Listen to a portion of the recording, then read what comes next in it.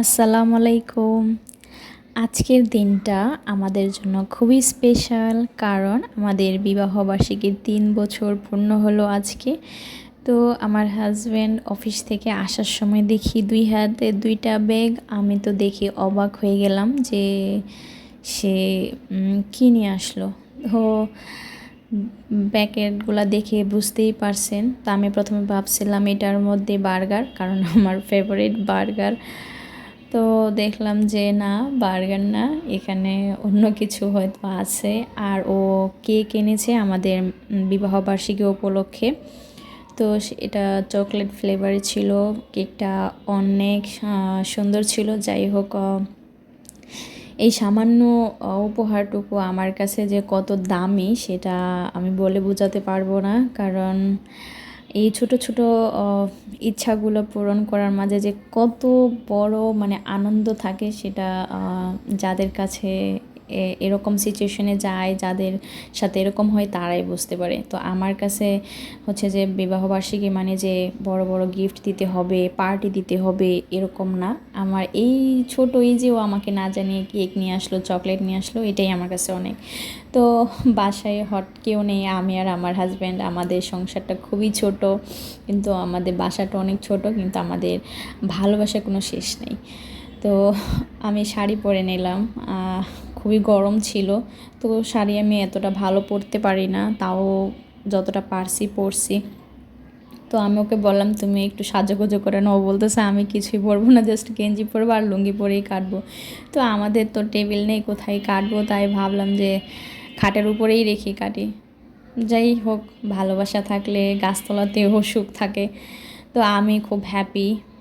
তো আমরা একটা প্লেটের উপরে কেকটাকে রাখছি, রাইখা হচ্ছে ক্যামেরা ঠিক কোটা নিয়ে মানে ঝামেলা হচ্ছিল যে কী কোথায় ক্যামেরাটা রাখলে মানে ফোনটা রাখলে ভালো ভিডিও আসবে। তো আমার ক্যামেরা দিয়ে কিছু ভিডিও করলাম আর কিছু ওর ক্যামেরা দিয়ে করলাম। তো বলতেছিল এই দিক দিয়ে রাখা, আমি বলছিলাম না এইদিকে।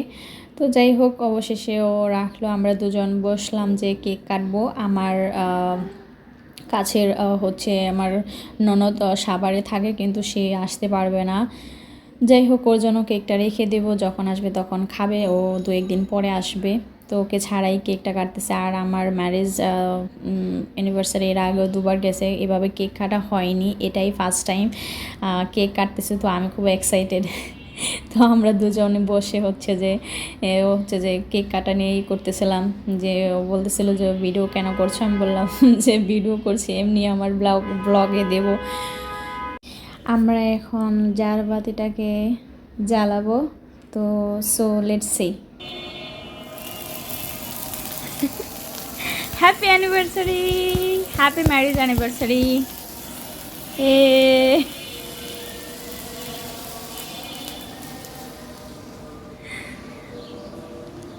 শেষ। শেষ। আসো আসো, দাঁড়া। তো আমাদের হচ্ছে যে এখন কেক কাটার পালা। তো আমি বলতেছিলাম যে তুমি কি বলবা কেক কাটার সময়, ও বলতেছে আমি কিছুই বলবো না। তো আসলে আমরা দুজনেই হচ্ছে যে এতটা কি বলে স্মার্ট না যে আমরা এত চিল্লাচিল্লি করবো। তো আমরা নর্মালি কেক কেটে আমি ওকে খাওয়াই দিলাম প্রথমে। তো আমি তো খুবই খুশি ছিলাম। আর আমি ওই যে জারবাতিটার মধ্যে হাত দিয়ে ফেলছিলাম, ওটা খুব গরম ছিল। তো ভালোবাসা হচ্ছে আমার কাছে, ভালোবাসা এটাই। ভালোবাসার জন্য হচ্ছে সুখে থাকার জন্য বেশি টাকা পয়সা দরকার নেই। যেটুকু যে পরিমাণ থাকলেই নয় সেটা হলেই এনাফ, এর থেকে বেশি দরকার নেই। কারণ আমি দেখেছি যে অনেক টাকা পয়সা আছে কিন্তু ভালোবাসা নেই। কিন্তু আলহামদুলিল্লাহ, আল্লাহ আমার জীবনে অনেক উত্থান পতন গেছে, তারপরে লাস্টে আমি ওকে পেয়েছি আমার লাইফে। আমি অনেক হ্যাপি আলহামদুলিল্লাহ। তো ও আমাকে এতগুলো সারপ্রাইজ দিল, আমি ওকে কিছু খাওয়াবো না, এটা তো হয় না। তো আমি ওর জন্য জট করে ওর ফেভারিট বোনা খিচুড়ি রান্না করলাম, আর মুরগির মাংস ছিল, এটাই রান্না করলাম।